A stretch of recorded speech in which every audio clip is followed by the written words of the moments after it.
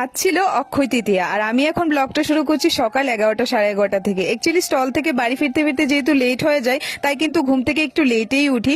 তো ঘুম থেকে উঠে হঠাৎ মনে পড়লো যে আজকে তো অক্ষয় তৃতীয়া, বাজার যেতে হবে আর ঠাকুরের জন্য কিছু জিনিসপত্র নিতে হবে। তাই কিন্তু দৌড়ে চলে গেলাম বাজারে, আমি আর রাহুল মিলে। এবার অক্ষয় তৃতীয়ার দিন আমি ঠাকুরের জন্য এই তামার ঘরটা নিয়েছি। কেমন হয়েছে অবশ্যই কমেন্টে জানিও। তো চলো, সবকিছু নেওয়া হয়ে গেছে, এখন যাব ঠাকুরের জন্য মিষ্টি নিতে। প্রথমে ভেবেছিলাম নিজের হাতে কিছু বানিয়ে ঠাকুরকে ভোগ দেবো, কিন্তু সময়ের কারণে আর দিতে পারিনি। তাই চলে গেলাম আমার খুবই একটা প্রিয় মিষ্টির দোকানে, যেখানে সব মিষ্টি সবসময় ফ্রেশ থাকে। পছন্দ মতো মিষ্টি নেওয়া হয়ে গেল, এখন কিন্তু যাব বাড়িতে। আর আমি যখন মার্কেটে ছিলাম তখনই বোনকে ফোন করে বলে দিয়েছিলাম যে সব যেন রেডি করে রাখে, কারণ আমি বাড়িতে গিয়ে পুজোটা দিয়ে তারপর আবার বেরোতে হবে। আমার যেতে হবে একটু রাহুলদের বাড়িতে, কারণ ওর ডিমান্ড ছিল ওকে যেন আমি আজকে পুজো দিতে হেল্প করি। তো এখন দেখতেই পাচ্ছ আমি পুজো করে নিচ্ছি, পুজো করে চলে যাব এখন ওদের বাড়িতে। ওদের বাড়িতে গিয়ে একটু রেস্ট করব, তারপরে ওকে পুজো দিতে একটু হেল্প করব, তারপর কিন্তু খাওয়া দাওয়া করে বেরিয়ে পড়বো। আর আজকের দিনটা এতটা ব্যস্ততার মধ্যে দিয়ে কেটেছে, কি আর বলবো, মানে মুখে বলার ভাষা রাখে না।